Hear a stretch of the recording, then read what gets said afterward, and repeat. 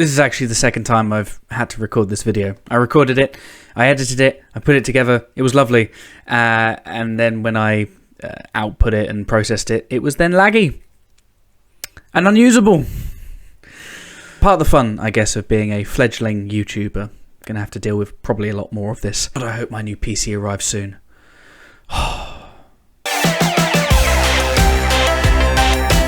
Hey there, Trekkies and Trekkers. My name is Michael, aka The Trek Lad, and welcome to this first ever episode of Set a Course for Discourse, a brand new YouTube series that takes your unpopular opinions, your unpopular hot takes, and we get into a bit of a fight about it. Before we get going, it's very important to just stress that this is all about having fun. We're all having fun. We're all fans here. We've all got opinions, and, you know, it's sometimes great to share them and great to debate. So no matter what the opinions are, there are no attacks that are going to happen here. It's all just a bit of fun.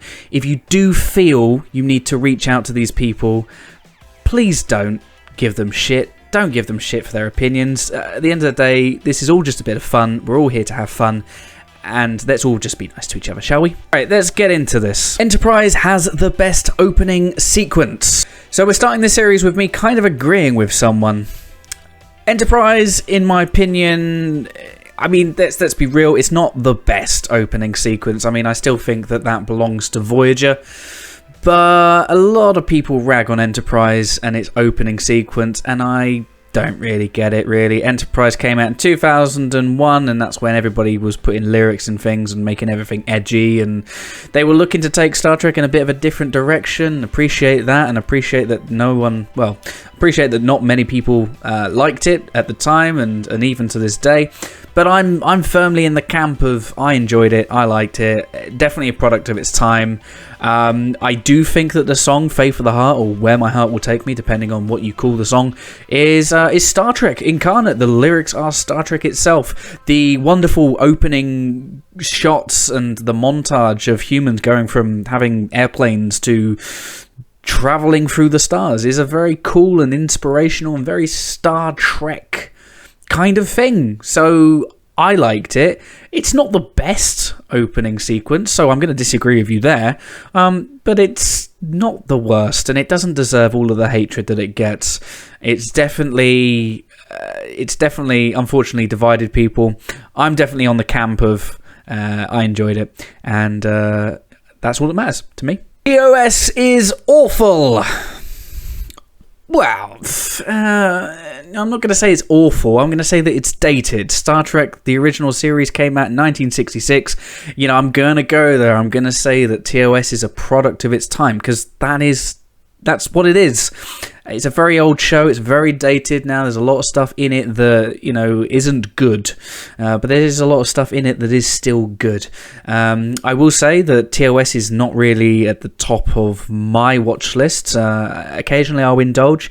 Occasionally I'll watch a couple of episodes. But usually I'm kind of, you know, I find them longer to take. You know, I mean, their runtime is a little bit longer than the more modern Star Trek shows, and they're sometimes they seem a bit padded out. It seems like someone's just chucked over a script and they've just padded it out with extra conversations and other things in there.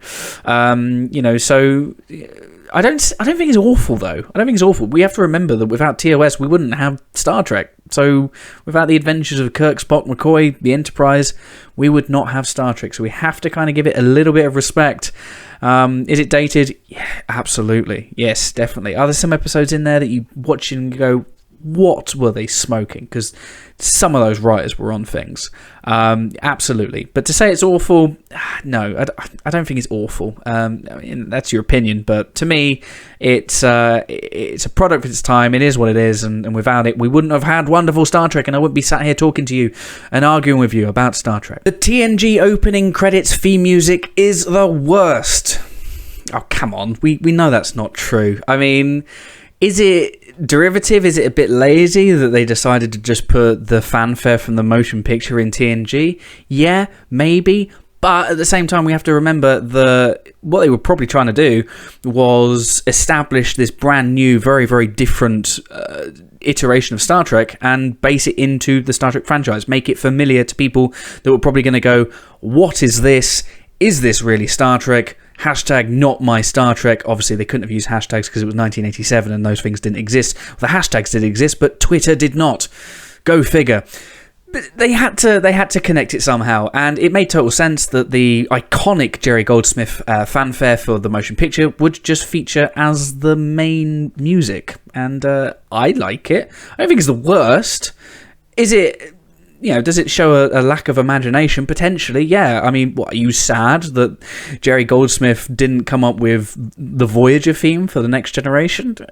We got good stuff. We got some good themes, but I don't think it's the worst. I mean, I would just say that it was something that we'd already heard, and yeah, I mean, if you think it's the worst, go and listen to the alternative theme that they were going to use, and then come back to me and tell me, if you think it's the worst still. Star Trek Enterprise was fantastic. Recently rewatched it and don't get the hate. Also, every Enterprise should have a dog. Full stop.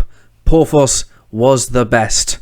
Again, I can't really argue with you. I recently rewatched Enterprise a couple of months ago from start to finish. My first rewatch of Enterprise in a few years. And yeah, I agree with you. I really enjoyed it. A much better watch. It's aging well, Enterprise, I think. It's I don't understand the hate either. I think just, again, going back to what I was saying earlier, it is very much a product of its time. And there are some things in Enterprise that, aren't great. They don't utilize all the characters the best way. The over-sexualization of T'Pol, retreads of things, but all Trek is a retread essentially of what we'd seen in the original series in TNG, and I will take the retreads. If it meant that Enterprise would have survived and Star Trek would have carried on, give me retreads. I would have even had them remake episodes of Star Trek that we had already seen. I don't care. I want Star Trek forever. Also, every Enterprise should have a dog. Yes, every Enterprise should have a dog. Every Starfleet ship should have a dog. Every Starfleet vessel should have animals all over the place. It should be like an ark for animals. Animals everywhere. Animals are cool. Picard is a boring character, and the TNG episodes centered around him were even more boring. What are you trying to start, Morgan? What are you trying to start here, I mean, Picard, boring character. I mean, it all depends on your preference, isn't it, really? Picard is a diplomat. He's an archaeologist. He's a fan of reading books and listening to classical music and delivering lots of talks and seminars and things like that. He's a diplomat. That's what he is. Does that make him boring? Maybe. I mean, clearly makes it boring. Clearly makes him boring to you, Morgan. But the TNG episodes that are centered around him being boring? Come on. I mean, like, Chain of Command.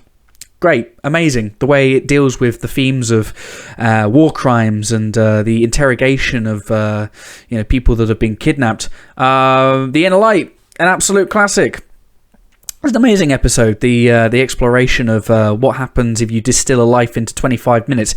Admittedly, don't really deal with the repercussions of what happened to him psychologically, which they should have. But it's an amazing episode. There are so many brilliant... I mean, Tapestry. How can you call Tapestry a boring episode? Tapestry is like the Twilight Zone and It's a Wonderful Life mished together with the Star Trek veneer. It's incredible. How dare you, Morgan? This is a hard disagree from me. But again, it's all personal preferences at the end of the day. If you find it boring... great, go and watch some other Star Trek, all right? Go and watch other Star Trek. The utopian post-scarcity world is honestly kind of boring. Yes, maybe, not having any war, poverty, disease, hunger. Everyone's treated the same. Equal rights all over the place. Sounds hellish. It sounds hellish, it sounds boring. But I tell you what, I'd rather live there than here right now. Dating Chakotay was the worst decision of my life. Yes, it was, Seven. Yes, it was. However, you've moved on. You've moved on to better things. We can firmly put it in the past, and it's okay. We all make mistakes. You've learned from them. Well done. Move Along Home is a great episode. I wouldn't call it great. I'd call it a decent episode. I would call it a decent early DS9 episode. I would say that Move Along Home seems kind of like an episode of TNG season 7. It's probably a script that's been flying around, and they were passing it from show to show, and DS9 were just kind of lumbered with it. I guess TNG were probably like, it's okay, we've got enough crazy episodes already in season 7. We've got Masks, we've got Genesis, we've got Sub Rosa, we don't need another crazy episode. I would say that I think that Move Along Home would be a better episode to showcase the characters after they had already kind of been developed. So I think Move Along Home would have been better received if it was a season 2, season 3 episode, once the characters were actually established as the characters, instead of having them play, space alien tic-tac-toe. But the aliens, I like the aliens. I can't remember what they're called. But a good showing of just how alien these new civilizations coming through the wormhole could be. And I wouldn't call it great. It's fine. It's fine, given what we were about to get from Deep Space Nine. Yeah, it's Move Along Home is totally fine. I mean, it's not going to be at the top of my watch list, but it's not terrible. Discovery is a good sci-fi show, but missing what makes Star Trek what it is. I'd kind of agree with you. I would say the Discovery does lack some of the things that make Star Trek magic for me, my personal preference anyway. But I will say this, though, is Discovery is, it's 2 seasons in, about to enter a 3rd season. We also have to consider the fact that Discovery have much shorter seasons, so really they're only TNG midway through season 2, really, if you kind of compress all the episodes together. And it took all of these other Star Trek productions a long time to find their feet and establish the rhythm. I think Discovery is going to massively benefit from what's going on now with the 3rd season, moving it into the future.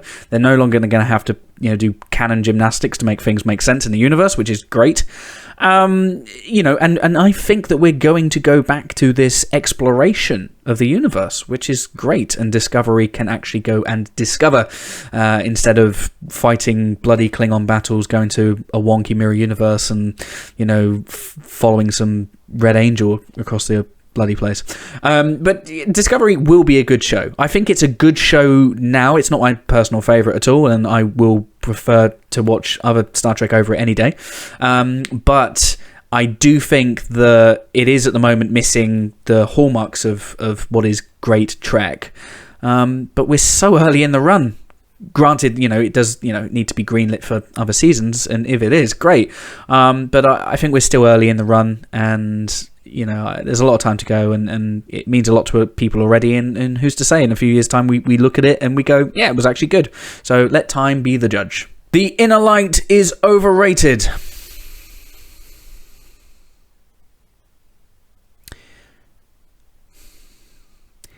If you can give me a list of the reasons why you think it's overrated, I will counter with a list of reasons why I think it's the greatest piece of original sci-fi ever. If you accept my challenge, meet me on the battlefield. Star Trek is great despite Gene Roddenberry. He was not a good writer, he was greedy, and his vision was limited. Star Trek owes everything to writers like D.C. Fontana. We've seen documentaries, we've read things about Gene Roddenberry, we know that he was an imperfect person. I wouldn't say that he wasn't a good writer. I don't know if he was really greedy. At the end of the day, he created Star Trek to make money. A lot of people forget this. I mean, he wrote TV, he wanted to make money. He didn't want to, he's not doing this to, make people happy. That's a byproduct of what he's doing. Cold, hard facts here, people. That is why he made Star Trek. Sorry to burst any bubbles there. I will say this. People like DC Fontana need more credit, and I think that DC in particular gets more credit. I will say that people like Gene Coon do not get enough of a shout out. Gene Coon is the soul of Star Trek, the guy responsible for integrating these wonderful utopian themes and uplifting mantras and all that kind of stuff. It wouldn't be in Star Trek if it wasn't for Gene. And the two Genes really kind of put their heads together, and they really helped create this wonderful world of Star Trek. Gene Coon never gets discussed, which is crazy. He was responsible for helping shape Star Trek as we know it. I don't think Star Trek is great despite Gene Roddenberry. I don't agree with that at all. Gene Roddenberry was the guy that spearheaded this. Was it all Gene Roddenberry? No. There were creatives that were helping realize this dream. Creatives like DC Fontana, creatives like Alexander Courage and Gene Kuhn, people that don't get discussed enough. More people need credit for Star Trek. I will agree with you on that. But at the end of the day, Gene Roddenberry, imperfect, but he's still spearheaded bringing us this incredible franchise that we're talking about now. And that will do it for this first episode of Set a Course for Discourse. I hope you have had fun. I hope this has started a number of very friendly, I hope, discussions. Remember to keep it civil, everyone. If you haven't already, please like this video and subscribe to my channel for more awesome content coming at you as soon as I can make it. If you haven't already, follow me on Twitter and Instagram at TrekLad. If you have an unpopular opinion or a hot take, please send it over to me. Feel free to shout at me for any of these opinions that I have expressed in this video. And until the next time, guys, live long and prosper.